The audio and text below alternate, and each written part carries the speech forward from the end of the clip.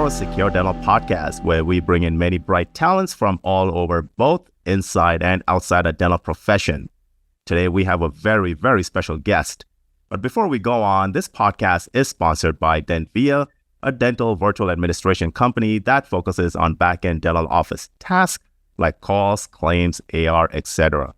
To assist our front desk and office managers with their daily tasks, visit them at www.dentvia.com.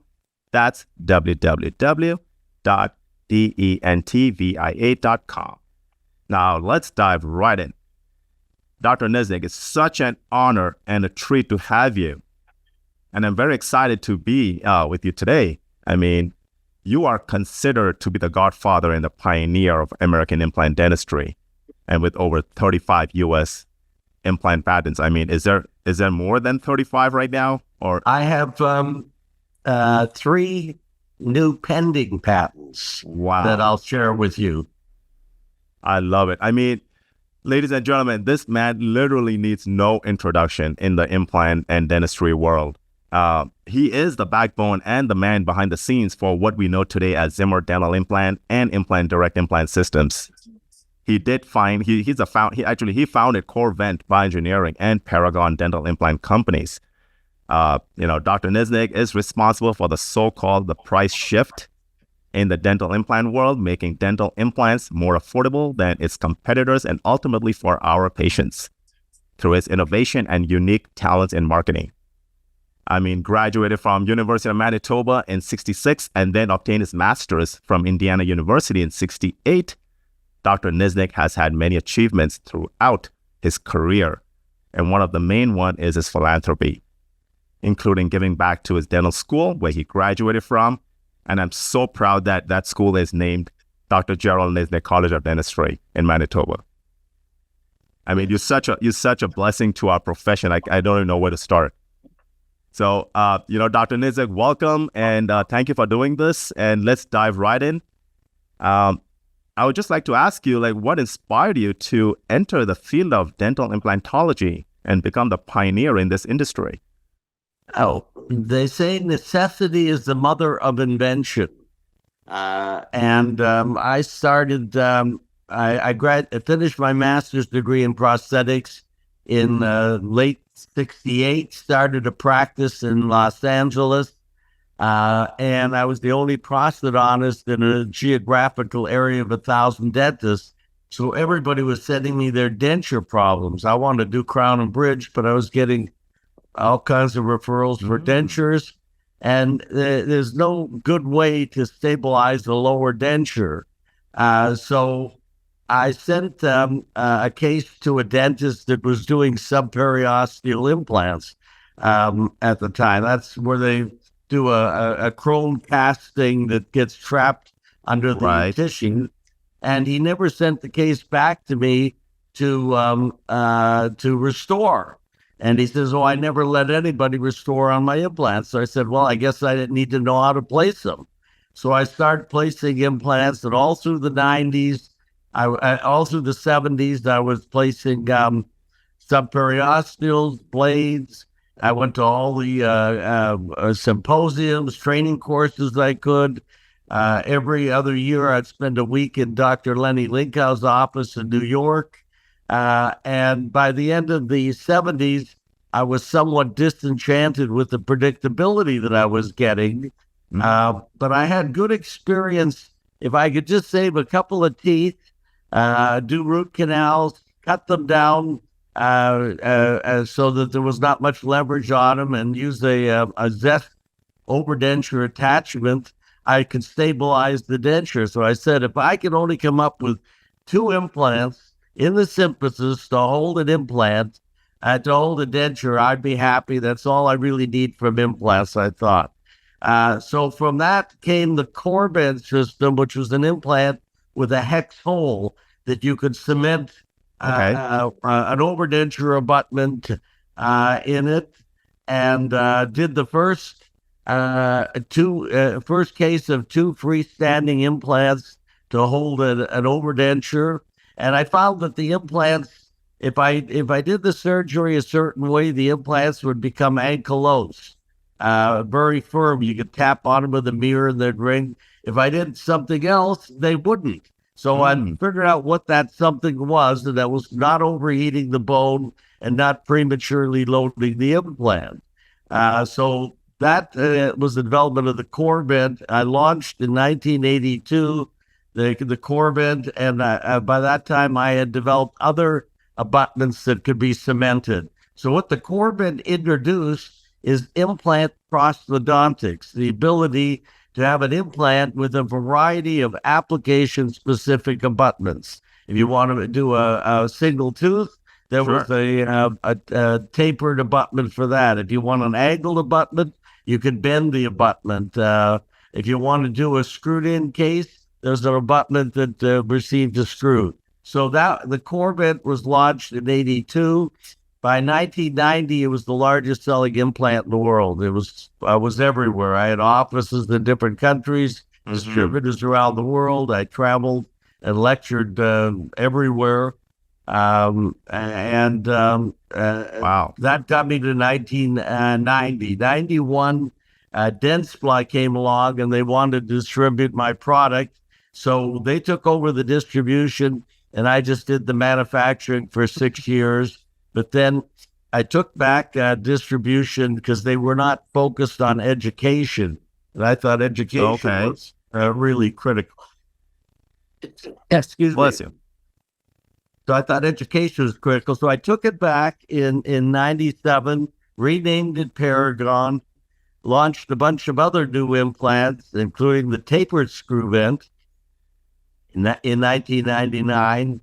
Oh, I forgot to mention, in 1986, I developed a second implant called the screw vent, and that one had a lead-in bevel, internal hex, and internal thread. So the core vent, you had the cement abutments, but the screw vent was all screwed-in abutments, and I developed a whole series of abutments for that. That became the conical connection. I got a patent on that, which I licensed to many companies.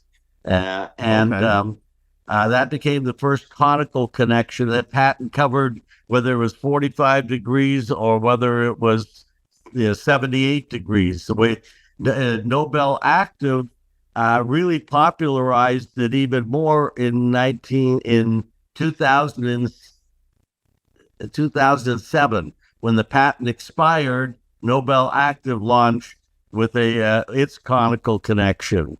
So it's fair to say that you were the first one.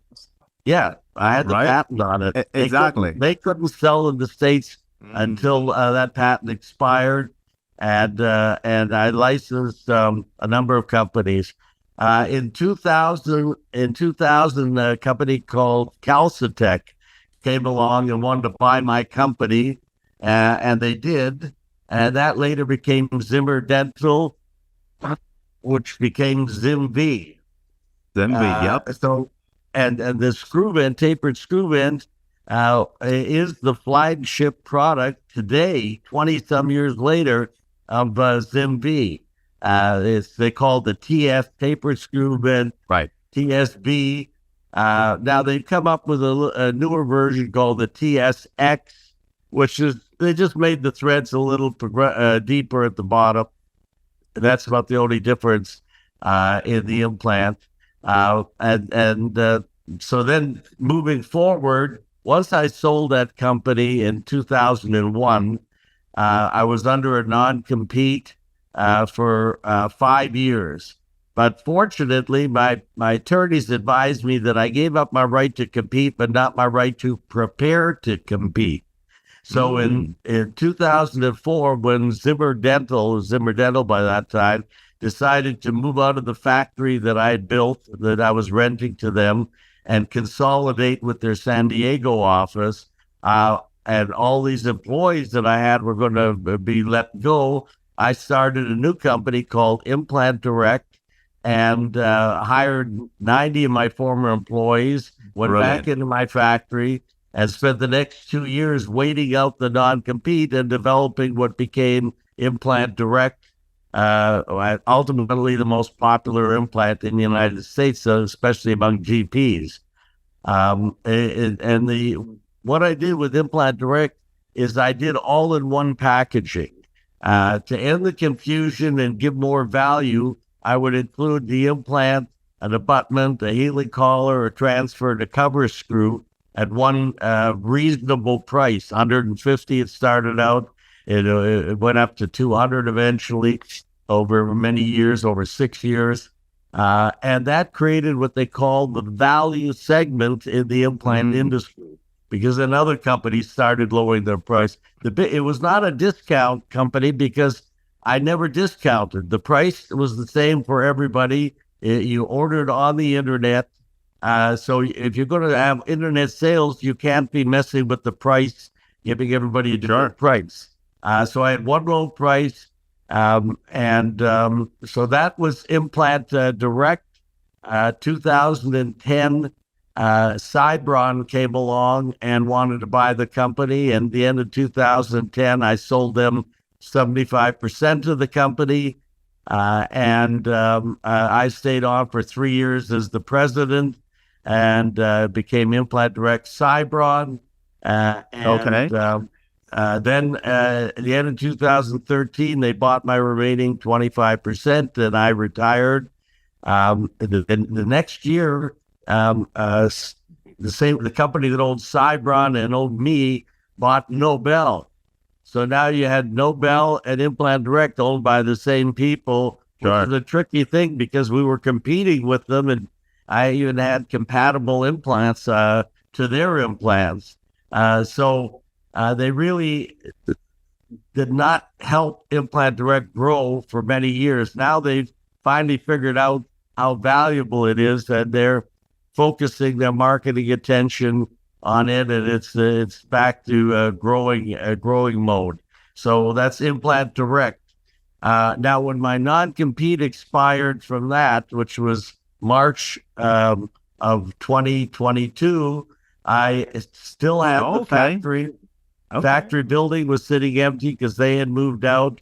My other two facilities, the customer service facility and the shipping facility, were sitting empty. So I figured, well, I'll go back in the implant business. So I started a Paragon implant company. I took the name that I had used before. Gotcha. Okay. Started Paragon and started developing a new implant system.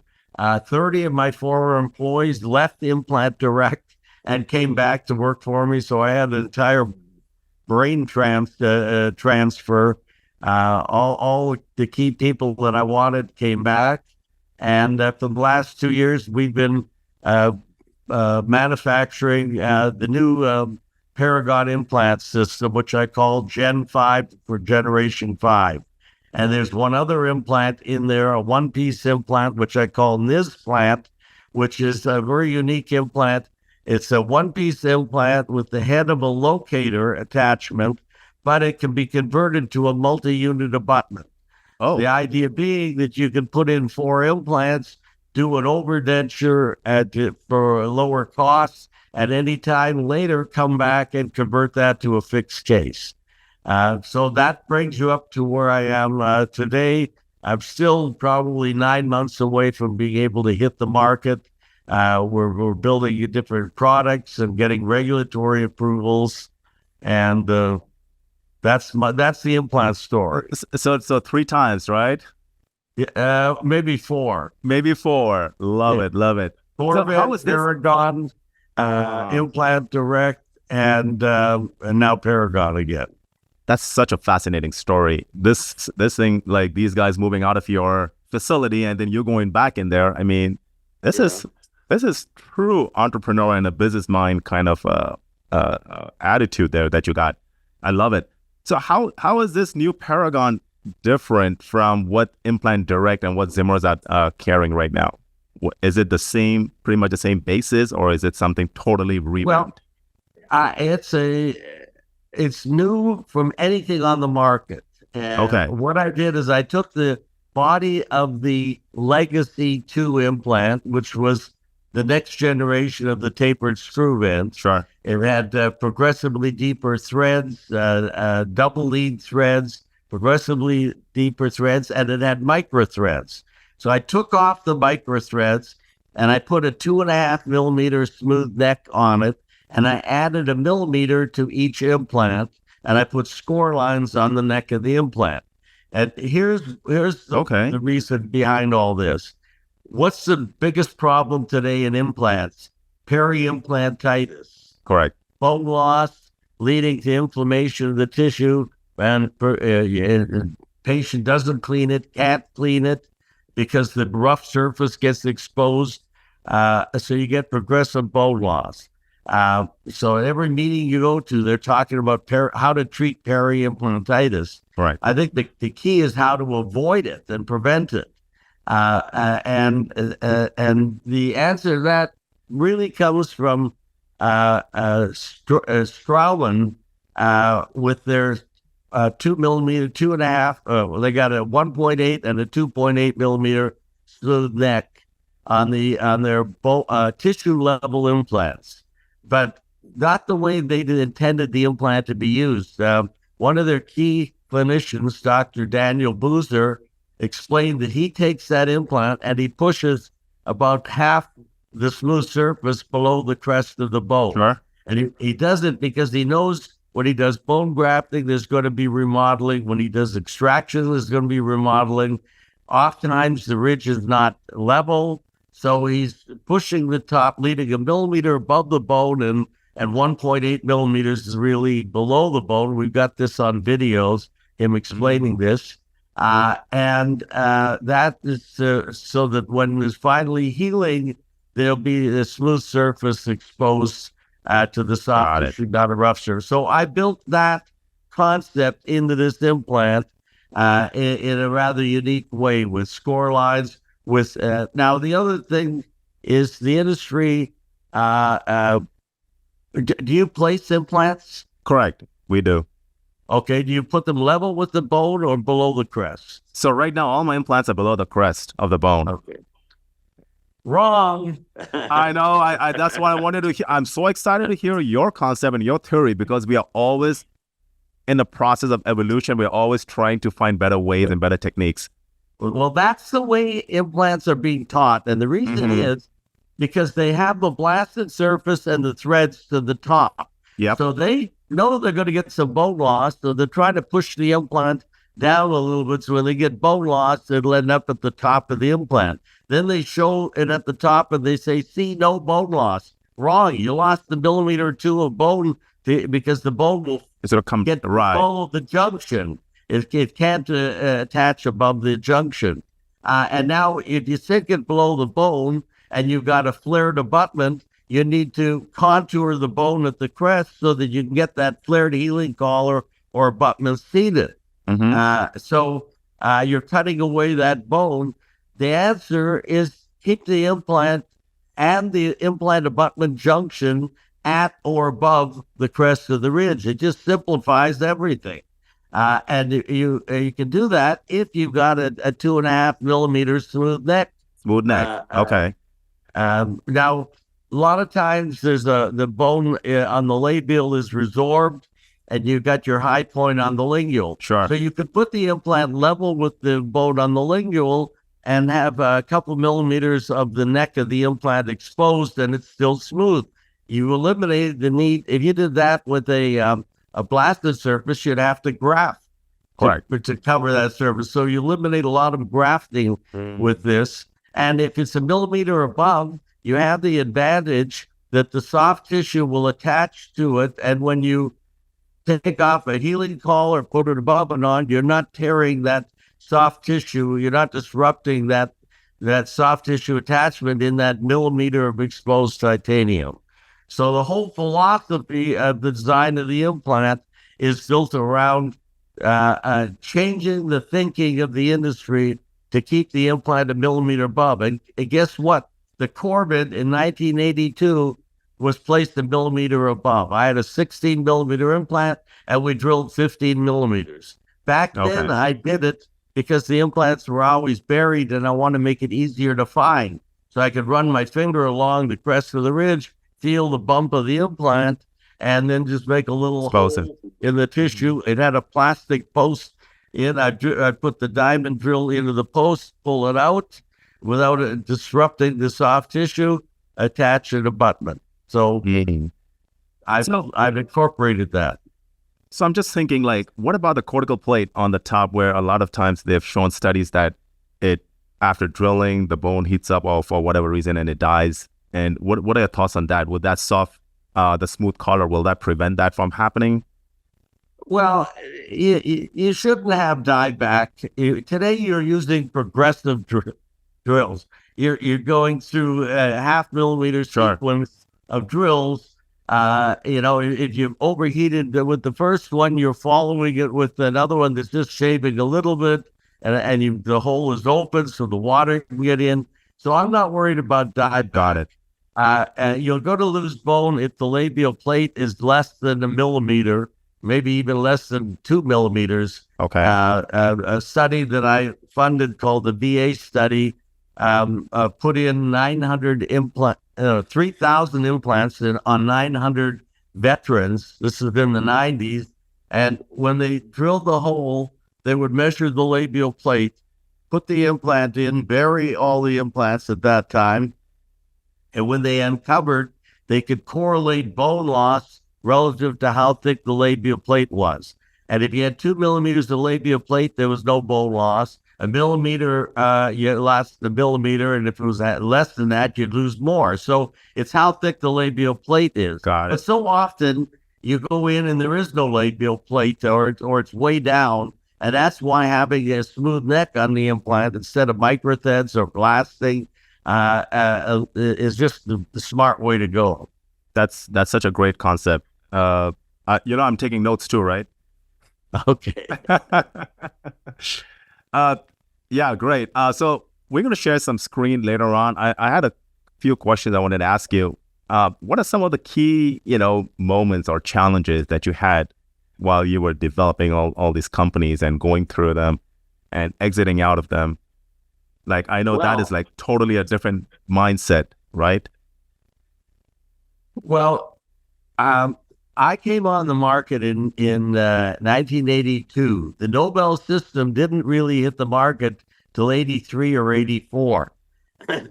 And I was very pleased to read the Brodmark research. I was getting an ankylosed implant. He proved that if you get an ankylosed implant, which he called osseointegration, it had long-term predictability. So I was talking about his research and my implant, and they didn't like that.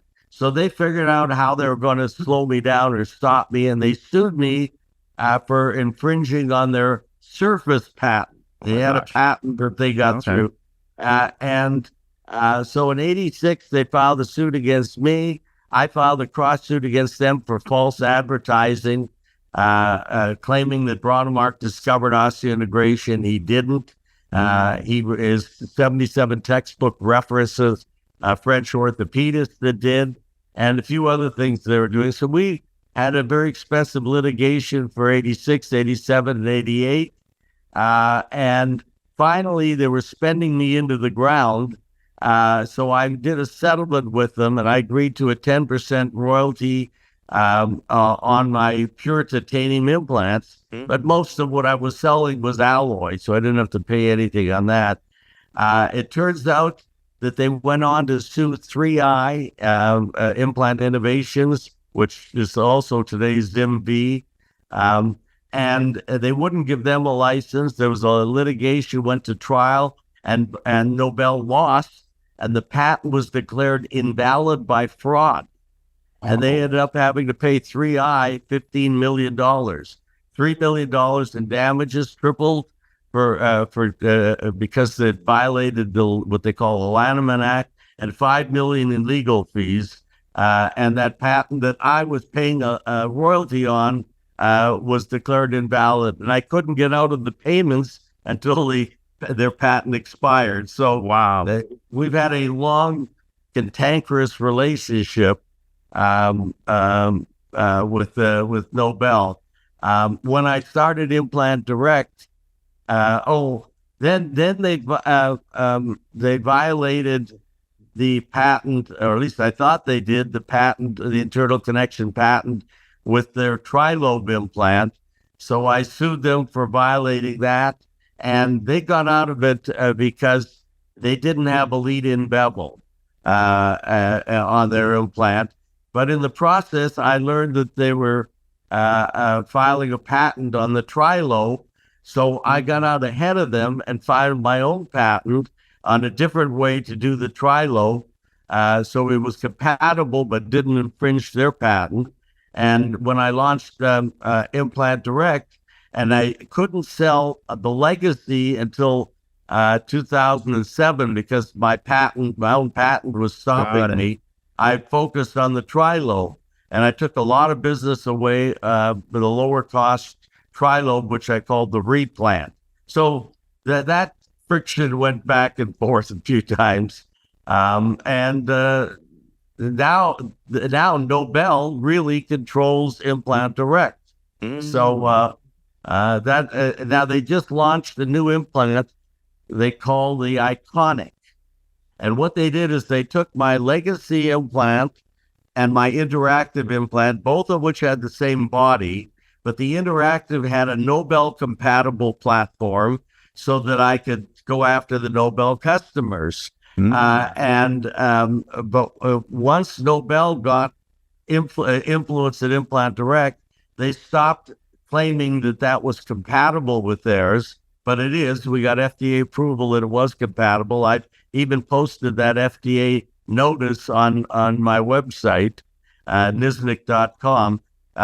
So they are pushing away from legacy and to the Iconic. I say they should have called it the Ironic, because when you take the Corbin, the legacy had 4 different platforms, so that the platform got wider as the implant got wider, so that you can always have a good emergence profile. But the Nobel Active, which I copied the connection in my interactive, only has 2 platforms. So it's got a 4.7 implant with a 3.0 platform, and you got a big jump, a big undercut, which I don't care for. So I pointed that out on Implant Direct, on Paragon-implant.com. We post all of my analysis of the various implant systems in the controversy section. And I go into great length on the Ironic implant.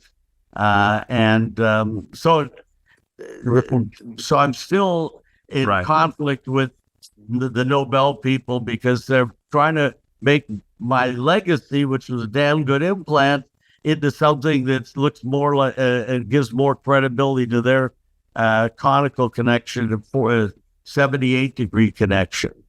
Well, I guess it depends who has a better relationship, right, with the guys who own it. Is it Envista right now, I think? Envista, yes. Right. Envista, and they've got a president for Nobel and a president for Implant Direct. But the president of Nobel is also the president of Envista. So they just replaced the president. Yeah. So they're trying to balance these conflicting stories, and what they came up with was now one of the improvements on my Gen-5 is I went from 4 platforms to 2. Okay.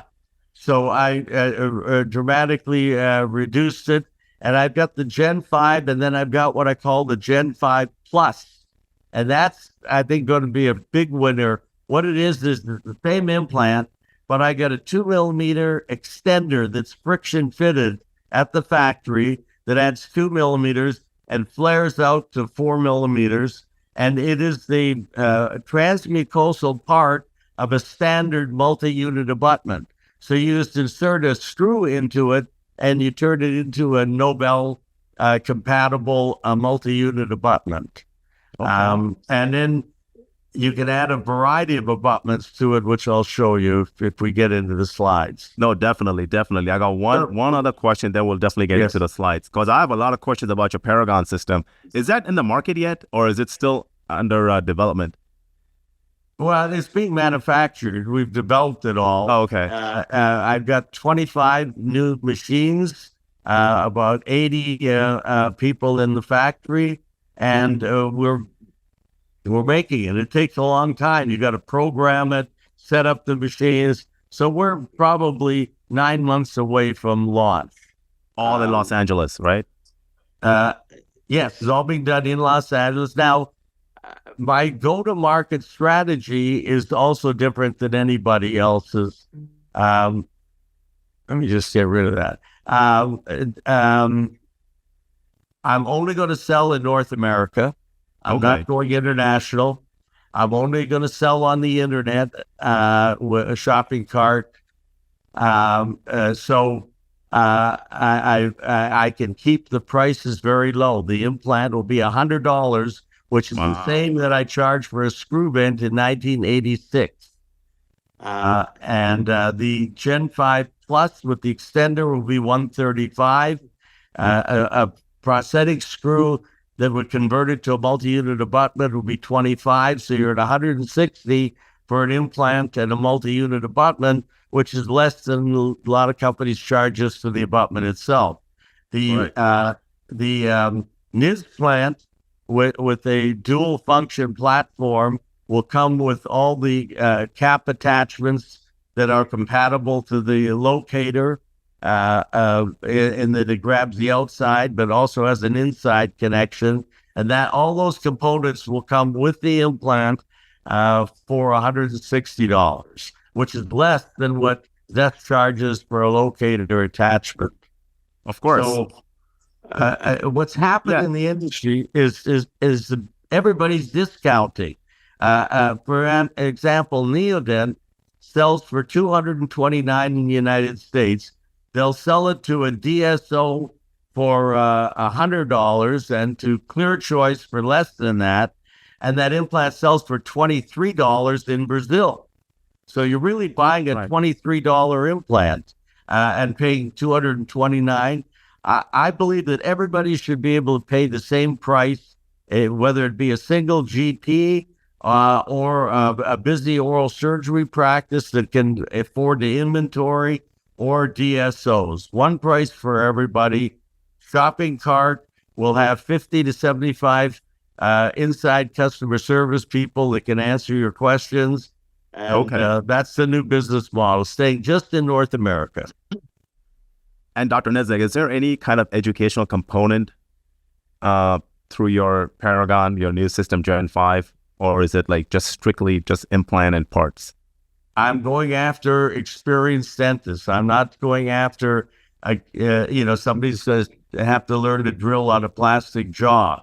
I'll leave the education to so many people out there today that want to teach. I'm in Vegas tomorrow. I'm lecturing at the Maxi course, the AAID Maxi course. Right.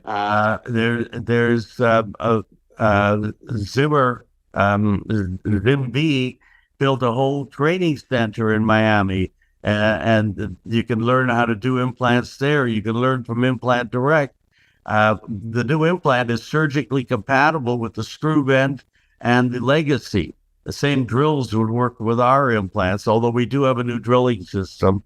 So no, I'm not going after education. This is how you can afford to sell a high-quality implant at a discount, low price. Makes by sense. eliminating the extraneous stuff and by making 1 million implants a year so that you can mass market. Nobody other than me is going to buy 25 machines and spend 25 million before you sell your first implant and build a big inventory. It's because I know that when I hit the market, people are going to appreciate this implant. 100%. 100%. I'll just tell you a few other things that I'm doing. Besides the implant industry, I'm in aerospace manufacturing. So I have 2 factories, about 200,000 square feet, and we make parts for Boeing, Lockheed, Airbus, F-35. So one part I make is 14 feet long, and I say if I can make a 14-foot part for a 777X airplane, I can make a 14-millimeter implant. So I've been in the aerospace business since 2002, I think. And Wow. I'm also in the hotel business. I have a hotel in Bristol, Connecticut, and we just added a second hotel and a convention center. So implants are part of what I do, but I have other ventures as well. So what's your take? Like, what's your legacy? Like, you're gonna be, what are you shooting for? To live Like, a little longer. like obviously, there is no. I mean, obviously, retirement does not exist for you, right? That is what I love about you. But you keep going, and it's like never ending. It's just amazing. So, what is your ultimate outcome? Well, I want to get this system to the market. I mean, you are placing an implant subcrestal because somebody told you to, and and even the companies are telling you to do that because they know that their stupid designs with threads and blasting to the top is going to be a problem. So they want you to bury the implant, which creates other problems. Then they have to have a long, narrow abutment that flares out.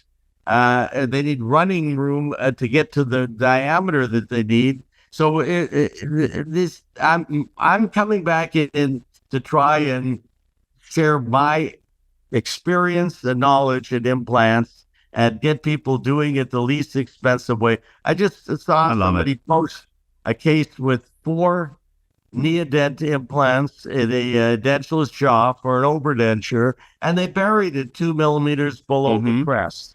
And then they attached the healing collar, which just brought the implant level with the crest. Now, how stupid is that?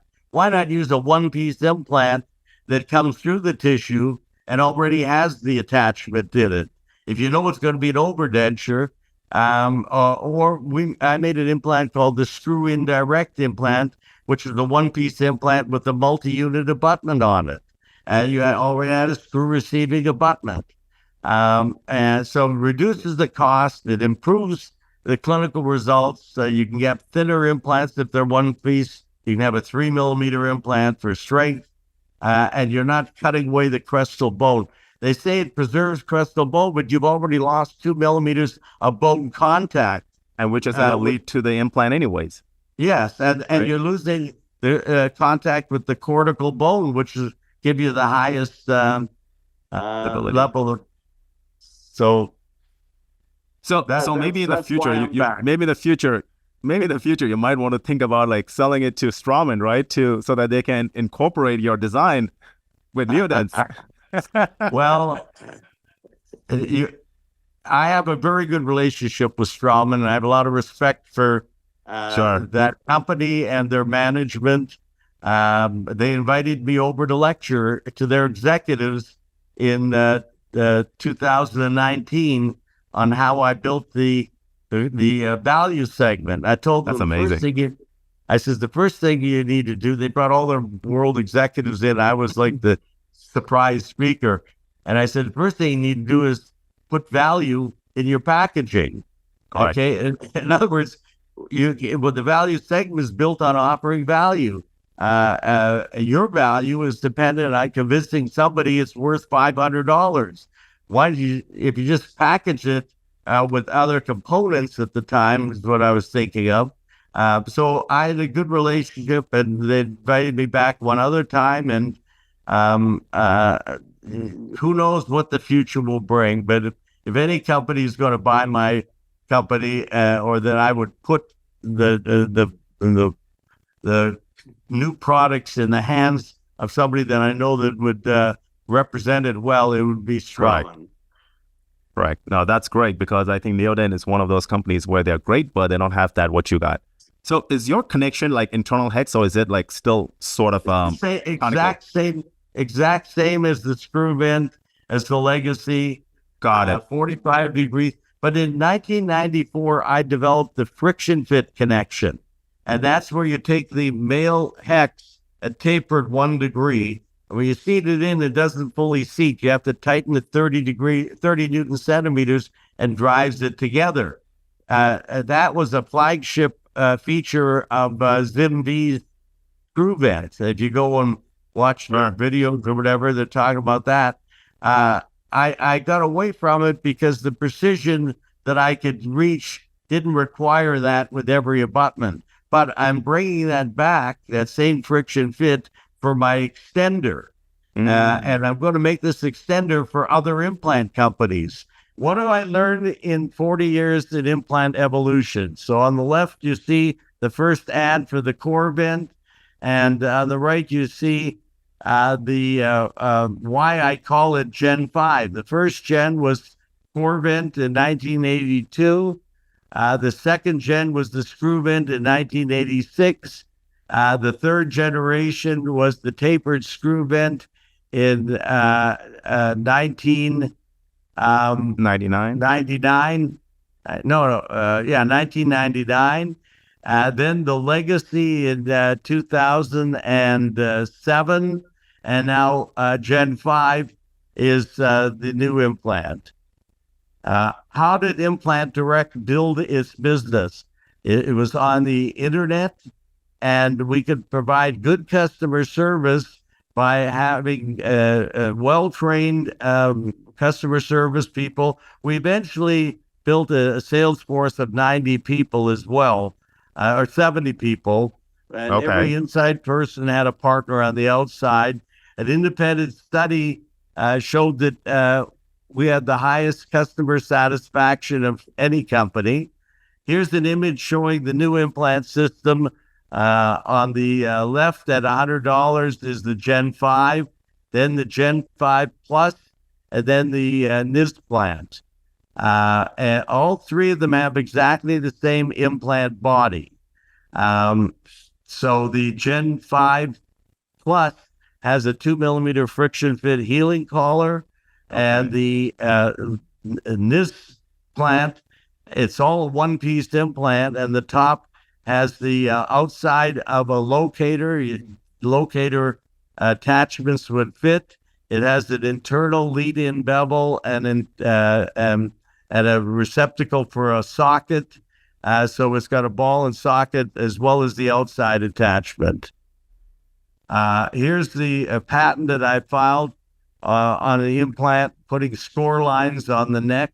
As I said, each implant is a millimeter longer than the standard. That a 13 is 14. We don't go to 16. I've eliminated the 16 millimeter implant, and I've eliminated the 7 millimeters. So I'm just getting down to the basic implants that you need. Sure. So I've got the score lines to help you determine where you want it relative to the crest of the ridge. This is the patent application on the extender. This friction fit to the implant. Here is the Gen-5 Plus with the extender in place. The gold represents the platform of a 3.5 screw vent, and the pink represents the platform of a 4.7 screw vent, which is 4.5. So you got 3.5 and 4.5 platforms. Two platforms, and this shows the extenders. And you'll notice that on the widest implant, the extender fits flush with the outside of the implant. Normally what's happening with these wider implants is you get a real big ledge there, which I don't like. That's even worse on companies that have just one connection. But with the friction fit, I can sit it on the platform and it's still engaging the friction fit. I'm not relying on the lead-in bevel for stability. Got it. Now, this shows 6 different positions for the Gen-5 Plus. It's got a 2 millimeter neck. You could place the implant level with the crest, and it would project up 2 millimeters above the bone. You could do it to the first score line. It'd be 3 millimeters. Second score line, it'd be 4 millimeters. To the blast line, it'd be 4.5. And it also comes with screws of different heights. So you could go to 5.5 and 6.5, or you could put them all with the 1 millimeter above the bone and just vary the height based on the screw. So instead of holding an inventory of abutments, all you need to do is hold an inventory of screws of different heights. 4 screws for $100. You get $300. You got 12 screws, and you can vary the height of it. So that is a tremendous savings on the abutment inventory that you need to deal with. Got it. Now, this shows that platform also can accept a variety of other abutments. So we're making angled, straight, temporary abutments, angled screw channel abutments, locator compatible abutments. They'll all screw into the top of that extender. Now, what this extender gives you is what no other company is doing. If you put this implant in and the tissue recedes and you want to lower the platform, you take off the extender and go right to the top of the implant. So it's a healing collar, and it's the transmucosal part of an abutment, and this is like Nobel's on one. They sell a healing collar that screws in and raises up the platform, make it easier to restore and to scan. So that's the Gen-5 Plus. Here's the case showing, I think they were mega gens put in by Dr. Gans. And you see all the exposed threads on these implants in the extraction socket. You're going to get it every time. You would have to go back and graft all of that to cover those threads of the blasted surface. On the right, I've superimposed the Gen-5 Plus implant into those sockets, and you don't need to do any grafting because the smooth surface is exposed. Then you, on the left, now you see he's attached the abutments, but he's attaching it in a pool of blood. On the right, the abutment connection is already attached at the factory and it's friction fit, so you're getting the best connection you can, and then you just add on whatever height screw you want, and you're all set. This is the NizPlant. I was just going to make it in a couple diameters, and I figured out I'd make it in all 6 diameters, 6 diameters. And all with the same platform, and it can be used like a locator with our attachment. If you need more height, you could screw in an extender that brought up the height a little bit on the locator. You could attach a multi-unit abutment or just attach directly to the top of the implant with a angled screw channel. So let the lab do the angle correction when they're building the full arch case instead of you worrying about angling your implants. Sure. I'm not a big fan of putting an implant at a 45-degree angle to tip it back from the metal foramen. If you want to tip it back 15, 20 degrees. You really, when you think about cantilevering, Brodemar said you could cantilever back to the tonsils from 4 implants in the front. So this business about dramatically tipping to shorten the AP spread is being carried too far. When you think of zygomatic implants, you got a 40 millimeter cantilever off of those implants. Right. This Gen-5 has got a lead-in. I mean, the NizPlant has got a lead-in bevel, internal hex connection, just like an implant, and it's got a rib on the outside, just like the locator. So that's that implant. And I got a patent pending on that. You can see the chamber inside the implant where a ball would snap into, as well as grab on the outside. And here's the case where they did 4 locators. I superimposed my implant. Oh, I gotta go back. I superimposed my implant on it to show that you could use it as a locator, a multi-unit abutment, connect directly to it.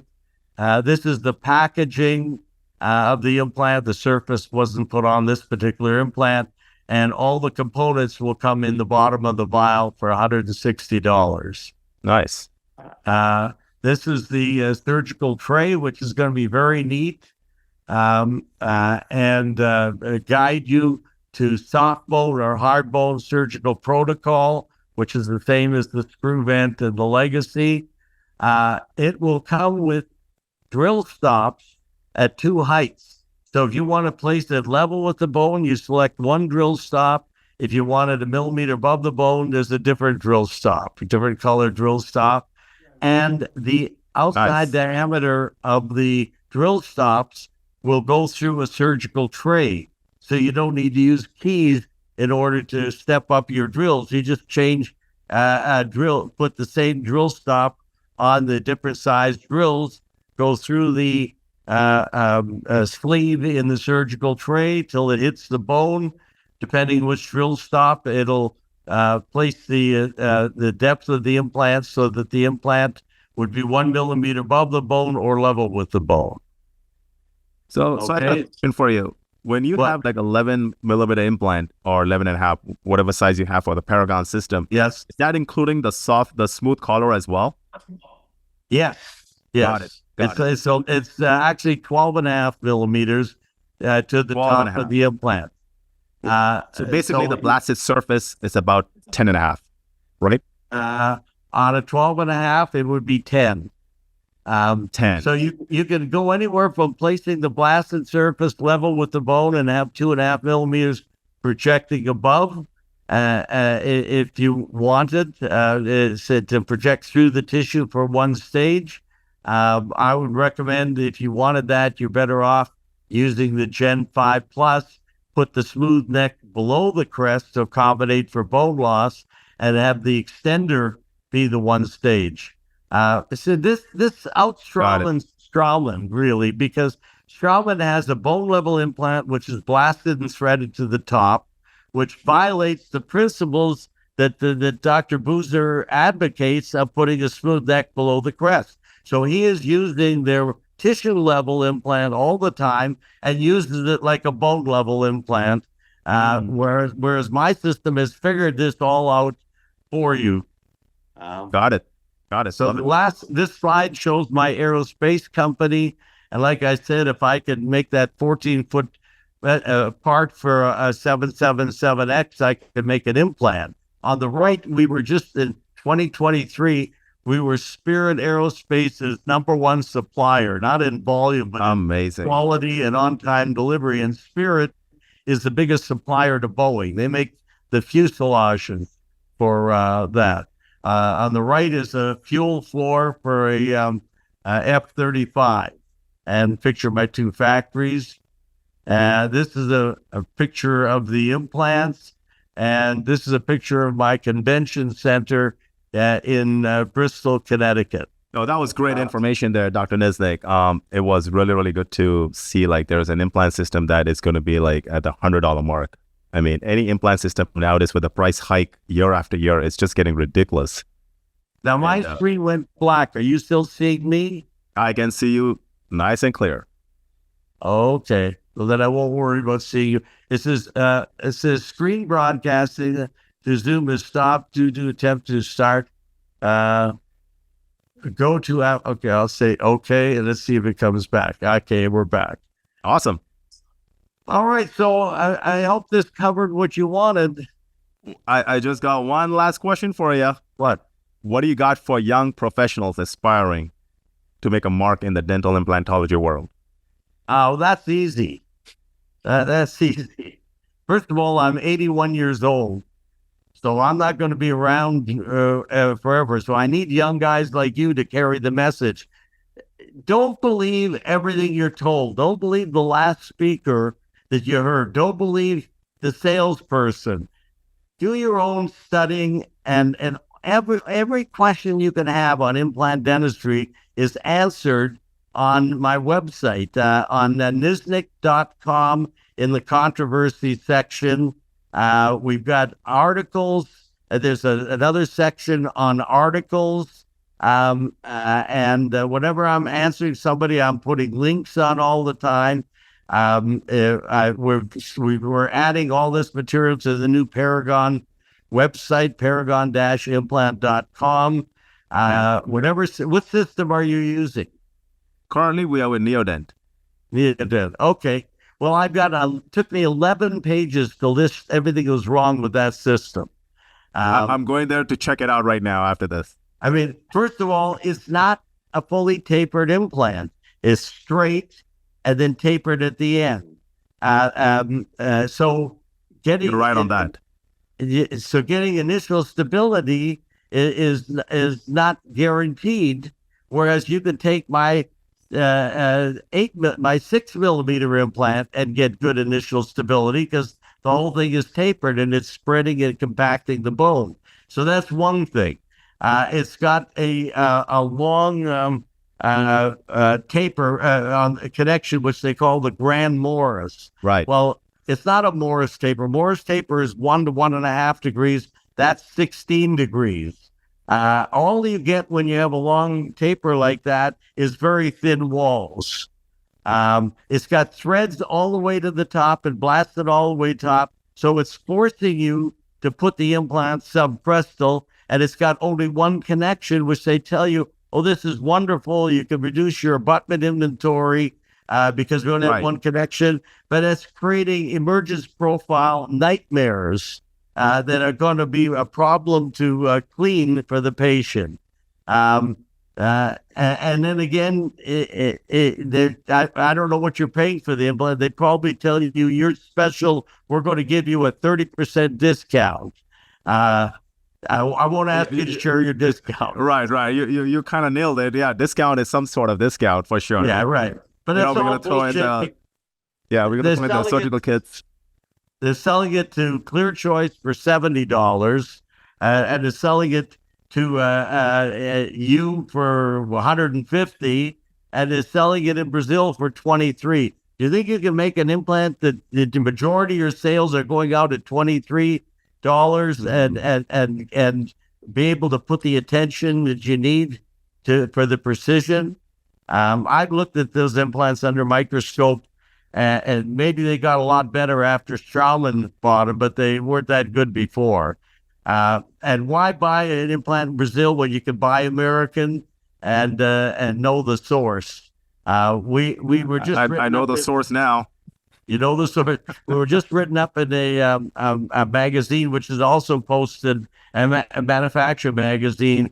It says where precision meets innovation. So I think we're going to have an impact on the market. If there's smart guys like you want to do the best you can for the patient. That's the first thing. You want to avoid complications down the road.